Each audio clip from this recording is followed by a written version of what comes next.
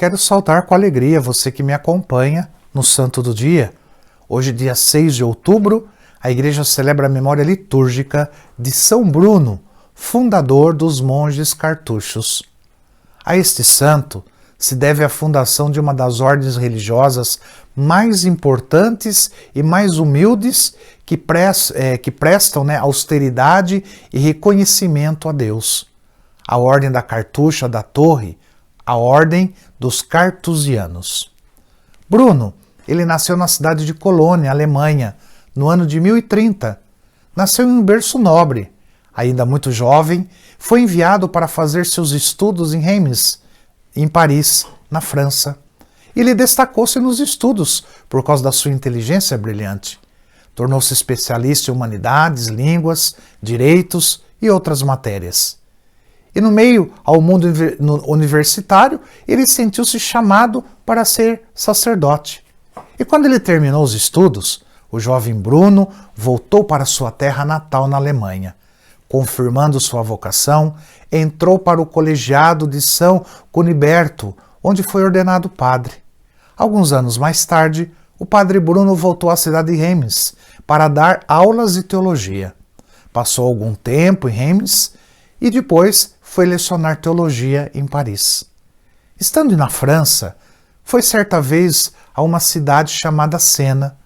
Ali, um fato mudaria radicalmente o rumo da sua vida. Padre Bruno foi celebrar as exéquias, ou seja, foi fazer a encomendação de um defunto. Quando foram enterrar o morto, Padre Bruno ouviu a voz daquele cadáver, que por 3 vezes, sendo que no final o morto disse: por justo juiz de Deus, fui condenado. Presenciar este fato, ouvir essas palavras, mexeram profundamente com a vida do Padre Bruno.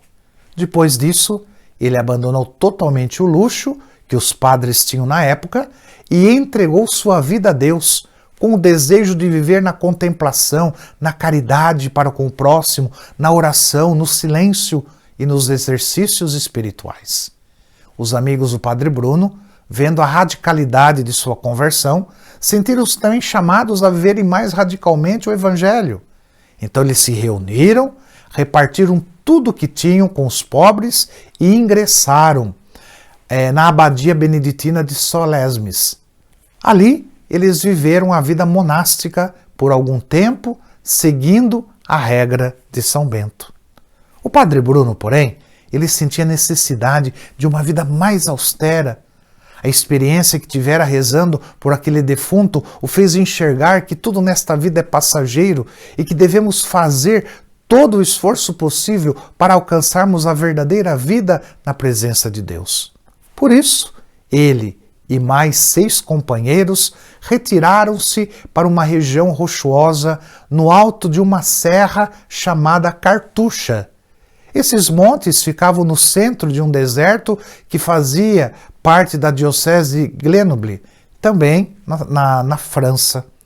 E na noite anterior à chegada do Padre Bruno e seus companheiros, o bispo de Grenoble, ele teve um sonho. Ele viu 7 estrelas descerem do céu sobre aquela região desértica. Foi no ano de 1084. Nesse ano, São Bruno e seus companheiros assumiram aquele lugar como um presente de Deus. Ali, ergueram barracos bem simples, feitos de madeira, e uma capelinha dedicada a Nossa Senhora. Quando terminaram de construir a capelinha e de dedicá-la à Virgem Maria, jorrou da terra um jato de água que se transformou numa fonte fornecedora de água e vida para aqueles monges solitários. Assim, nasceu a famosa Ordem Cartucha.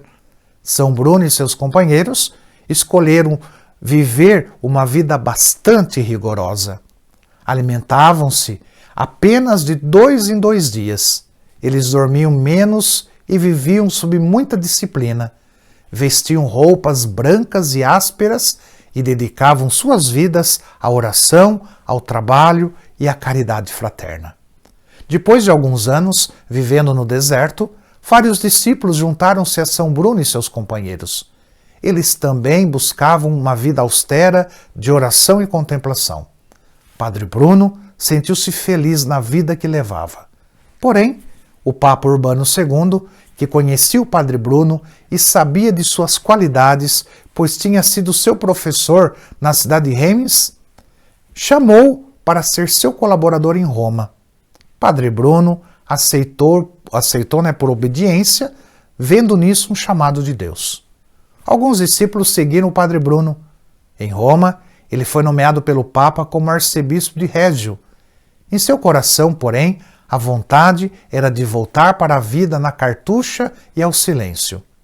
Depois de alguns anos, tendo prestado grandes serviços à Igreja, no tocante à instrução dos clérigos e assessoria direta ao Papa, obteve a licença do Papa para voltar à solidão monástica, ao silêncio e à contemplação.